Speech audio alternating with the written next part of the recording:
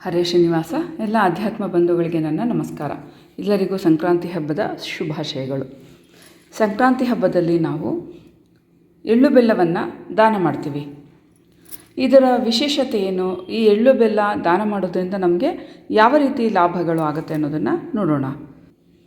ನಾವು ಮೊದಲು ಎಳ್ಳು ಬೆಲ್ಲ ತಯಾರು ಮಾಡೋದಕ್ಕೆ ಎಳ್ಳು ತೊಗೊಳ್ತೀವಿ, ಕಡಲೆಕಾಯಿ ಬೀಜ ತೊಗೊಳ್ತೀವಿ, ಹುರಿಗಡಲೆ ತೊಗೊಳ್ತೀವಿ, ಒಣ ಕೊಬ್ಬರಿ ತೊಗೊಳ್ತೀವಿ, ಆನಂತರ ಬೆಲ್ಲವನ್ನು ತೊಗೊಳ್ತೀವಿ. ಆನಂತರ ಸಕ್ಕರೆ ಅಚ್ಚನ್ನು ಬೀರ್ತೀವಿ, ಕಬ್ಬನ್ನು ಬೀರ್ತೀವಿ, ಬೋರೆ ಹಣ್ಣನ್ನು ಬೀರ್ತೀವಿ, ಬಾಳೆಹಣ್ಣನ್ನು ಬೀರ್ತೀವಿ ತಾಂಬೂಲ ಸಮೇತ. ಇಷ್ಟು ನಾವು ದಕ್ಷಿಣೆಯನ್ನು ಇಟ್ಟು ಇಷ್ಟು ನಾವು ಪ್ರತಿಯೊಬ್ಬರ ಮನೆಯಲ್ಲೂ ಕೊಟ್ಟು ಬರ್ತೀವಿ. ಇದು ನಮಗೆ ಯಾವುದರ ಸಂಕೇತ ಅಂತ ಹೇಳಿದ್ರೆ ನವಗ್ರಹಗಳ ಸಂಕೇತ. ಶಿಂಶುಮಾರ ರೂಪಿ ಪರಮಾತ್ಮ ಕಾಲನಾಮಕ ಆ ಸ್ವಾಮಿ ನಮಗೆ ಉತ್ತರಾಯಣದಲ್ಲಿ ಪಥ ಬದಲಾವಣೆ ಆದಾಗ ನಮಗೆ ಆಗ್ತಕ್ಕಂಥ ಗ್ರಹಗಳಿಂದ ಬರ್ತಕ್ಕಂಥ ಅಶುಭ ಸೂಚನೆಗಳು, ಅಶುಭಗಳೇನಾದರೂ ಇದ್ದರೆ ಇದನ್ನು ದಾನ ಮಾಡೋದ್ರಿಂದ ನಮಗೆ ಪರಿಹಾರ ಆಗತ್ತೆ. ಇದರಲ್ಲಿ ನಾವು ಒಟ್ಟು 9 ಸಾಮಾನುಗಳನ್ನು ಹಾಕ್ತೀವಿ. 1, 2, 3, 4, 5, 6, 7, 8 ಮತ್ತು ಬೋರೆಹಣ್ಣು 9. ಇವು ಯಾವುದರ ಸಂಕೇತ?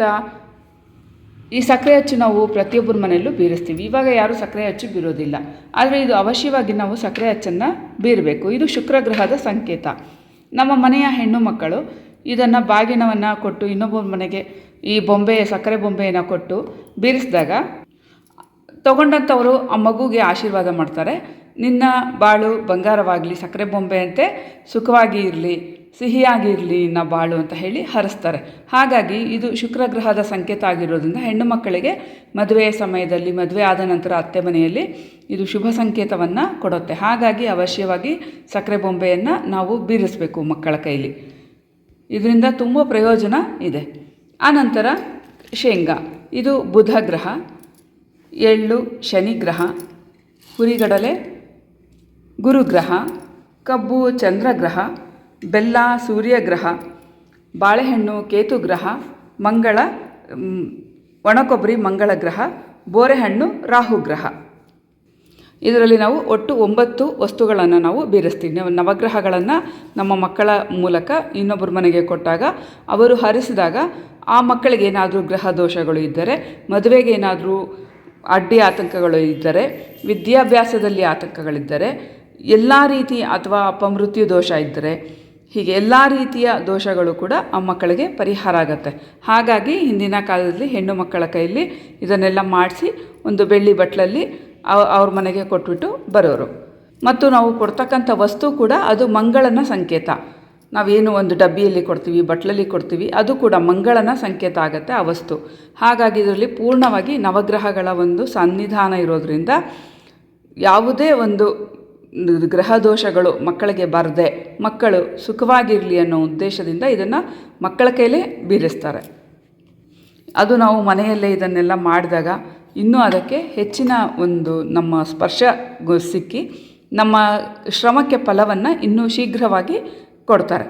ಕಾಲನಾಮಕ ಪರಮಾತ್ಮ ಶಿಂಶುಮಾರ ಈ ರೀತಿಯೆಲ್ಲ ನಿಯಮನವನ್ನು ಮಾಡಿದ್ದಾನೆ. ನಾವು ಇದನ್ನು ಮಾಡಿ ಅವನಿಗೆ ಅರ್ಪಣೆಯನ್ನು ಮಾಡಬೇಕು. ಈ ಉತ್ತರಾಯಣ ಪುಣ್ಯಕಾಲದಲ್ಲಿ ಕಬ್ಬು, ವಸ್ತ್ರದಾನ, ಸಕ್ಕರೆ ಅಚ್ಚುದಾನ, ಕುಂಬಳಕಾಯಿ ದಾನ, ತಿಲದಾನ, ಸುವರ್ಣ ದಾನ, ಬೆಲ್ಲ ಇವುಗಳೆಲ್ಲ ದಾನ ಮಾಡೋದ್ರಿಂದ ಆಯಸ್ಸು ಅಭಿವೃದ್ಧಿಯಾಗಿ ಯಾವುದೇ ಅಶುಭ ಫಲಗಳು ನಮಗೆ ಬರೋದಿಲ್ಲ. ನಂತರ ಈ ದಿನ ಷಟ್ತಿಲವನ್ನು ನಾವು ಷಟ್ತಿಲ ಉಪಯೋಗವನ್ನು ಮಾಡಬೇಕು. ಒಂದು ಎಳ್ಳನ್ನು ಪಿತೃಗಳಿಗೆ ತರ್ಪಣ ಕೊಡುವುದು, ಮತ್ತೊಂದು ಎಳ್ಳನ್ನು ಹಚ್ಚಿ ಮೈಗೆ ಸ್ನಾನವನ್ನು ಮಾಡುವುದು ಸ್ತ್ರೀಯರು. ಪುರುಷರು ತಲೆಗೆ ಮಾಡ್ತಾರೆ, ಹೆಣ್ಣು ಮಕ್ಕಳು ಮೈಗೆ ಮಾಡಬೇಕು.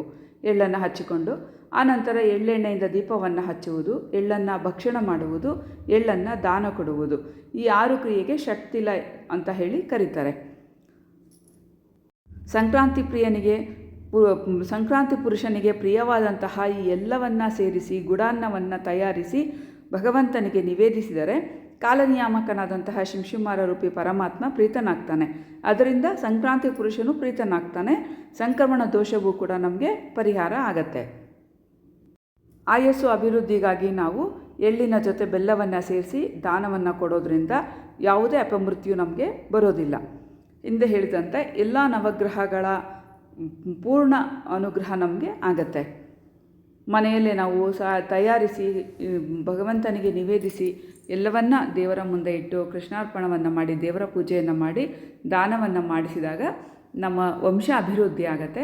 ಮಕ್ಕಳು ಒಳ್ಳೊಳ್ಳೆ ಮನೆಯನ್ನು ಸೇರ್ತಾರೆ. ಹೆಣ್ಣು ಮಕ್ಕಳು ಯಾವ ರೀತಿಯಾದಂತಹ ತೊಂದರೆಯೂ ಮಕ್ಕಳಿಗೆ ಬರೋದಿಲ್ಲ. ಹಾಗಾಗಿ ಪ್ರತಿಯೊಬ್ಬರು ಕಡ್ಡಾಯವಾಗಿ ಈ ರೀತಿಯಾಗಿ ಮಾಡಿ ಎಲ್ಲರಿಗೂ ಕೊಡಿಸ್ಬೇಕು. ಈ ಕಾಲದಲ್ಲಿ ಶುಗರ್ ಅಂತ ತಿನ್ನಲ್ಲ ಅಂತ ಹೇಳ್ತಾರೆ. ಯಾವ ರೀತಿ ತಿಂತಾರೋ ಬಿಡ್ತಾರೋ ನೀವು ಕೊಡೋದನ್ನು ಕೊಡಿ. ನಿಮ್ಮ ಮಕ್ಕಳ ಕೈಲಿ, ಗಂಡು ಮಕ್ಕಳಾದರೂ ಆಗಿರ್ಬೋದು, ಹೆಣ್ಮಕ್ಳಾದರೂ ಆಗಿರ್ಬೋದು, ನಿಮ್ಮ ಮಕ್ಕಳ ಕೈಲಿ ದಾನವನ್ನು ಮಾಡಿಸಿ ಅವ್ರಿಗೆ ಬರ್ತಕ್ಕಂಥ ಎಲ್ಲ ರೀತಿಯ ಸಂಕ್ರಾಂತಿ ಪುರುಷನ ದೋಷ ಪರಿಹಾರ ಆಗುತ್ತೆ. ಮದುವೆಯಲ್ಲಿ ತುಂಬ ಉತ್ತಮವಾದಂಥ ಕನ್ಯೆ ಅಥವಾ ವರ ಮಕ್ಕಳಿಗೆ ಸಿಗ್ತಾರೆ. ಈ ದಿನದಲ್ಲಿ ಸಂಕ್ರಮಣದ ರಂಗೋಲಿಯನ್ನು ಹಾಕ್ಕೊಳ್ಳಿ. ಆನಂತರ ನಾನು ಬೇರೆ ರಂಗೋಲಿಯನ್ನು ತೋರಿಸಿಕೊಡ್ತೀನಿ. ಆ ರಂಗೋಲಿಯನ್ನು ಕೂಡ ಹಾಕಿ ರಥವನ್ನು ಹಾಕಬೇಕು. ರಥವನ್ನು ನಾನು ತೋರಿಸಿಕೊಡ್ತೀನಿ.